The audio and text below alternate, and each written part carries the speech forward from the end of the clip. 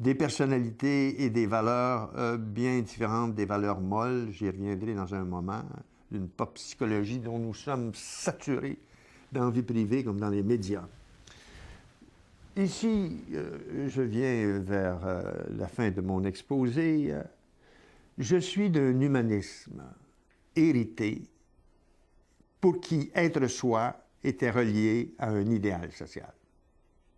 Je suis d'un humanisme hérité pour qui être soi était relié à un idéal social.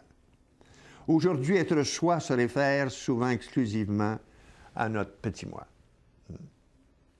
Ce n'est pas là une simple question individuelle, c'est aussi une question sociale et politique importante. Moi, je veux continuer de m'investir et de me battre jusqu'à la fin de mes jours avec cette conviction que l'avenir d'un peuple et d'une société est d'abord tributaire d'une jeunesse robuste individuellement et collectivement, d'une jeunesse bien éduquée et bien scolarisée. Et cela est encore plus vrai dans une société vieillissante, qui risque de tourner en société de rentiers, centrée politiquement sur ses intérêts de court terme, sans cette jeunesse, qui est l'avenir de long terme conjugué déjà au présent. Et c'est avec cette priorité, des priorités, que j'ai traversé ma vie d'éducateur avec passion et bonheur. Reste un certain nombre de graves questions qui m'habitent au soir de ma vie. Je termine par là. La première, c'est que nos études récentes au pont entre les générations font état d'un fait lourd brûlant. Parler tout à l'heure de solidarité intergénérationnelle. Il y a de plus en plus de gens qui vivent seuls et de gens qui vont vivre seuls. D'aînés.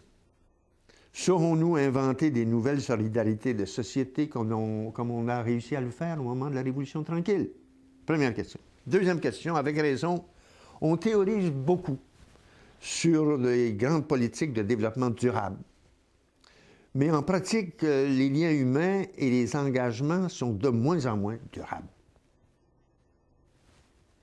Troisième question, nous entrons dans des temps qui s'annoncent difficiles et ardus, qui vont exiger des valeurs fortes, ce que me semble ignorer cette pop psychologie dont j'ai parlé tantôt, dont nous sommes saturés. Moi, jusqu'à la fin de mes jours, je vais pester contre des valeurs molles, des consciences molles, une éducation molle qui font un peuple mou. Cette question semble insupportable pour bien de mes contemporains d'ici. Quatrième question, en surface, tout se joue autour de l'avoir, du savoir et du pouvoir. Mais qu'en est-il du croire? La crise de la foi n'est pas d'abord au plan religieux, mais au plan simplement humain. Par exemple, quand on ne croit plus à l'avenir, à la politique et même à l'amour durable. Pourtant, les plus profonds ressorts de rebondissement sont dans les profondeurs morales et spirituelles de notre humanité. Ça fait partie du réel, c'est pas un vœu pieux, ça. Cela dit, je reste un espérant têtu au cours de l'histoire humaine. Il y a eu des individus, des groupes, des peuples qui ont traversé d'immenses épreuves avec une étonnante résilience pour rouvrir de nouveaux chemins de vie et de sens.